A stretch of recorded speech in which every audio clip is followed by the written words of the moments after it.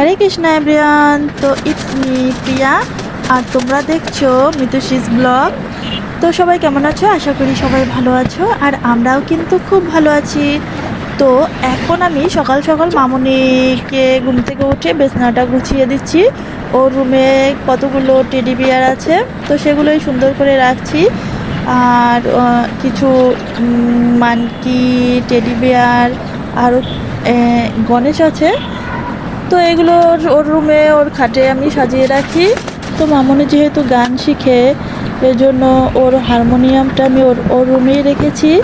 তো ওর room tour চাইলে একদিন আমি তোমাদের সাথে শেয়ার করে নেব। তো আমি একটি অর্ডার দিয়েছিলাম একটি জিনিস, তো সেটাই দেখো পার্সেল দিতে চলে এসেছে। তো আমি পার্সেলটা নিয়ে আসি, দাঁড়াও। পার্সেলটা নিয়ে এসে দেখি কি অর্ডার দিয়েছিলাম সেটাই বুঝতে পারছি না। আচ্ছা, এনে দেখাচ্ছি কোনটা এসেছে। অনেকগুলোই অর্ডার দিয়েছিলাম, আচ্ছা দেখি কোনটা এসেছে। তো পার্সেলটা নিয়ে আমি চলে এসেছি বাসায়। তো ইদানিং দেখছিলাম মামুনির খুব চুল উঠছে, তো চুল পড়ে যাচ্ছে। আমারও কিছু চুল উঠছিল আর হেয়ারটা খুব রুক্ষ হয়ে যাচ্ছিল। তো ভাবলাম একটা হেয়ার প্যাক অর্ডার করি। তো এটা দেখছিলাম অনেক ভাইরাল, সবাই দেখছি এটা কিনছে। তো এটা অর্ডার দিয়েছিলাম, তো আজকে আসলো। তো পার্সেলটা নিয়ে আসার সাথে সাথেই মামুনি বলে দিয়েছে, মা আমি কিন্তু প্যাকেজিংটা আনবক্সিং করব।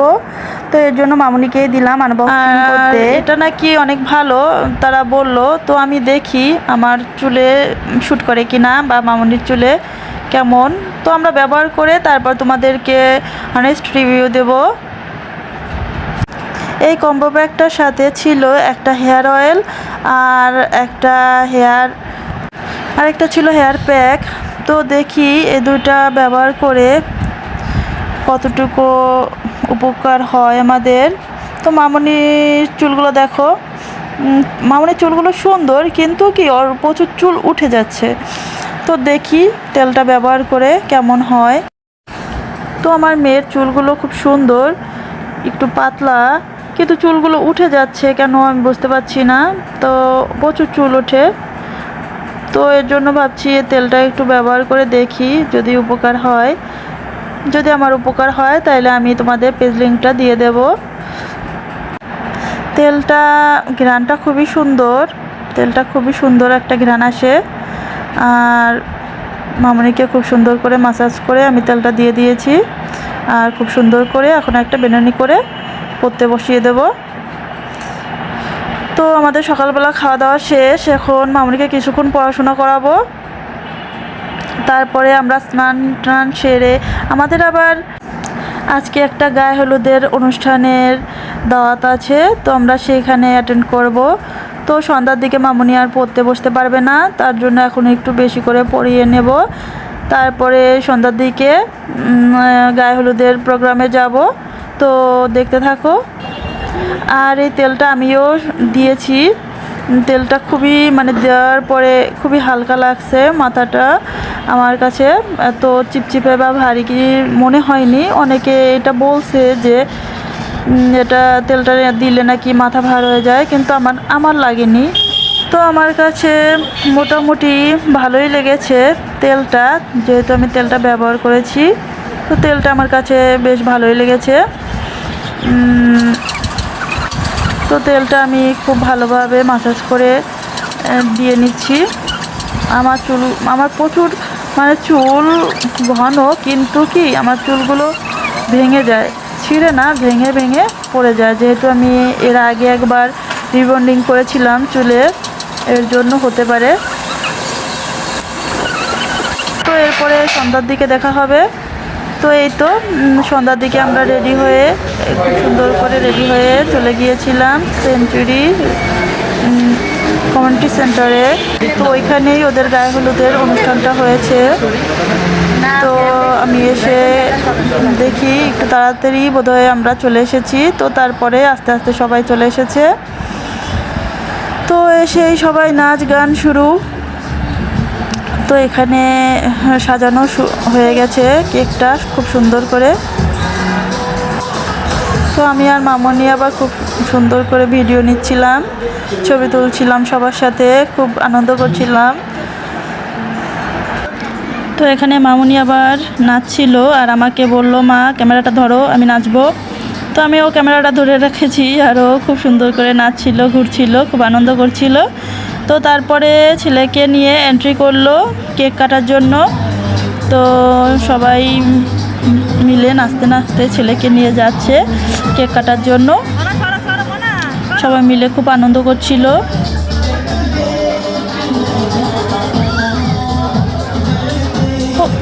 ও হচ্ছে আমাদের সম্পর্কের মাসির মেয়ের ছেলের বিয়ে। তো আমাদের ভাই বোনদের প্রায় মামাতো পিসতো মামাতো ভাই বোনদের প্রায় সবারই বিয়ে শেষ। তো এখন তাদের ছেলে মেয়েদের বিয়ে, মানে প্রজন্ম পর প্রজন্ম চলে যাচ্ছে এরকম। তো এখন তাদের ছেলে মেয়েদের বিয়ে খাচ্ছি। তারপরে আমার মেয়েকেও একদিন দিতে হবে, সেটা ভাবলেই আমার খুব খারাপ লাগে। মেয়েদের জীবনটাই বোধহয় এরকম, ভগবান এরকমই তৈরি করে দিয়েছে। যাই হোক, বাদ দিই। তো এই তো আমরা অনুষ্ঠান শেষ করে বাসায় চলে এসেছি। তো এসে তখন আমি তোমাদের ভিডিওতে দেখাতে পারিনি। তো আমি খুব সিম্পল সেজেছিলাম, হলুদ আর সবুজ কম্বিনেশনে একটা শাড়ি পরেছিলাম। যেহেতু এটা গায়ে হলুদের অনুষ্ঠান, সবাই হলুদ শাড়ি পরে এসেছে, সবাই আগেই বলে রেখেছিল। তো আর ম্যাচিং করে চুড়িও পরে নিয়েছিলাম। তো দেখো সকাল হয়ে গেছে, সকাল থেকেই ঝুম বৃষ্টি থামার কোনো নামই নিচ্ছে না। তো আজকে তো বিয়ে, তো আমি বিয়ের জন্য তৈরি হয়ে নিচ্ছি খুব সুন্দর করে সেজে গুজে। এখন যাব দিদিদের বাসায়, একবারে রেডি হয়েই আমি যাব, যাতে আর বাসায় আসতে না হয়। তো আমি এসে দেখি ওদের কিছু রিচুয়াল আছে, সেগুলো পালন করছে। তারপরে আমরা সবাই মিলে রেডি হয়ে গাড়িতে উঠে গেছি, যেহেতু অনেক দূরের পথ। তো আমরা গাড়িতে উঠে গেছি। তো এই তো আমার ফাইনাল লুক। আমি একটা বড় ঝুমকা কানের দুল পরে নিয়েছি আর সিম্পল একটা গলার সেট করে নিয়েছি, কারণ প্রচুর বৃষ্টি। তারপরে আবার অনেক দূরের পথ, তো সেই ফরিদপুর থেকে হয়ে যেতে হবে। তো আমরা রওনা দিয়েছি। তো আমাদের গাড়িতে ছিল আমি, মিতুষী, মামনি আর ওর বাবা, আর আমার পিছনে ছিল মা, মাসি, তারপরে তার মাসির ছেলের বউ, ছেলে, তারপরে আরও কিছু লোক ছিল, 2 মাসির ছেলের বউ। তো মামনি উঠে ঘুম। তো মামনির মুখটা আমার কাছে খুব মায়া মায়া লাগে। ও ঘুমিয়ে পড়লে দেখো আর মুখটা, কারণ নজর না লাগুক। তো মামনি ঘুমিয়ে পড়েছে, যেহেতু অনেক দূরের পথ। তো আমরা বিকেলে রওনা দিয়েছিলাম, আর গিয়ে আগে আমরা একটু বাদকি কালী মন্দিরে নেমেছিলাম। ওখানেই আমরা একটা নাস্তা যে দেয় সেটাই নাস্তা করে আবার মায়ের কাছে আশীর্বাদ নিয়ে প্রণাম করে আবার রওনা দিয়েছিলাম। তো তখনও কিন্তু বৃষ্টি পড়েই চলছিল।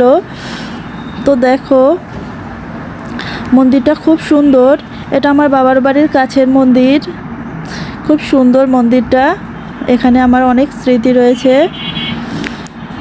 মায়ের আশীর্বাদে সবার ভালো হোক, মঙ্গল হোক। তো আমাদের যাত্রাও শুভ হোক। তো মায়ের আশীর্বাদ নিয়ে সবাই এখানে একটু ছবি তুলছিল। আর এখানে আমার দিদি কি বলছিল আমি জানি না। তো এখানে আমরা 6টা হাইয়েস্ট গাড়ি নিয়ে গিয়েছিলাম। তো সবাই আমরা নেমেছি, কম বেশি সবাই আমরা নেমে ছবি তুলছিলাম এখানে। তো মায়ের আশীর্বাদ নিয়ে আবার আমরা রওনা দিয়েছি। তো এটা ছিল ভাঙ্গার সেই ব্রিজ, ভাঙ্গা ব্রিজ থেকে আর একটু ভিতরে। তো আমরা কাছাকাছি চলেই এসেছি। তো এসেই বরণ করে নিচ্ছে।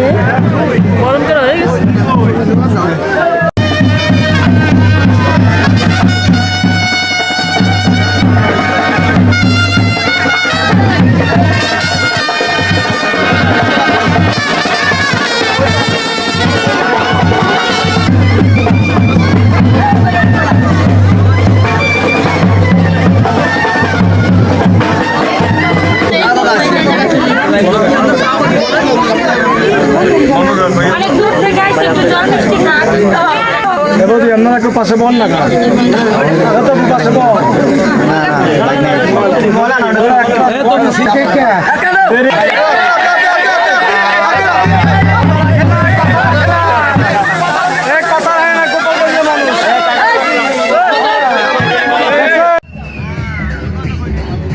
তো আমরা আসার সাথে সাথেই আমাদের আবার নাস্তা দিল, তো আমরা নাস্তা খেয়ে নিচ্ছি। তো সবাই এসেই বসে পড়েছি। তো যেহেতু একটু মোটামুটি শহরের ভিতরেই, তো জায়গা একটু কম, তাই আমরা এসেই বসে পড়েছি। আমাদের নাস্তা দিয়ে দিয়েছে, চলো নাস্তায় কী কী আছে দেখি। তো নাস্তায় ছিল হালকা খুব খাবার, যেহেতু আমরা অনেক দূর থেকে এসেছি, এসে যেহেতু ভারী খাবার খাবো সেজন্য হয়তো হালকা কিছু খাবার করেছিল তারা। একটা নিমকি, মিষ্টি আর একটা কেকটা প্যাকেটিং করা ছিল, আমি খাইনি, শুধু নিমকি আর মিষ্টিটাই খেয়েছি। তারপরে একেবারে ডিনারের জন্য বসে পড়েছি। তো দিয়েছিল পোলাও, বেগুনি আর ইলিশ মাছ, আর দিয়েছিল কাতল মাছ, নাইর মাছ কী দিয়েছিল আমি জানি না, খেয়ে নিয়েছি যা দিয়েছে। আর যেহেতু মাংস করেছিল, রোস্ট করেছিল, সেগুলো তো আমি খাই না, তো আমরা শুধু মাছ দিয়ে খেয়েছি। আমাদের আরও 2টা মাছ, ইলিশ মাছ জোর করে দিয়েছে, আমিও খাই না, আমার হাজব্যান্ডও খায় না। তো এখানে এসেছি আমরা আবার বউর সাথে ছবি তুলতে, ভিডিও করে নিচ্ছি। আমার বউর হাসিটা খুব ভালো লেগেছে। তো এই তো আমরা এসে ছবি তুলছি, ভিডিও করছি। খাওয়া দাওয়া শেষ, এরপরে চলে যাব আবার, যেহেতু অনেক দূরের পথ, বরিশাল, সেই ফরিদপুর থেকে বরিশাল আবার ব্যাক করব।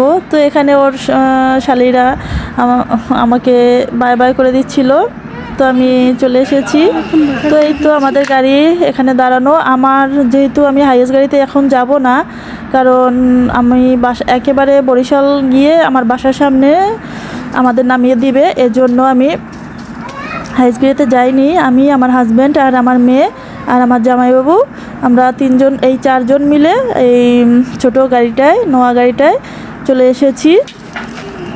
তো আমি এসে বসে আছি, আর যেহেতু আমাদের সব গাড়িগুলো চলে গিয়েছিল, তো এই তো আমরা একদম 4জনে শান্তি করে ঘুমাতে বরিশাল চলে এসেছি।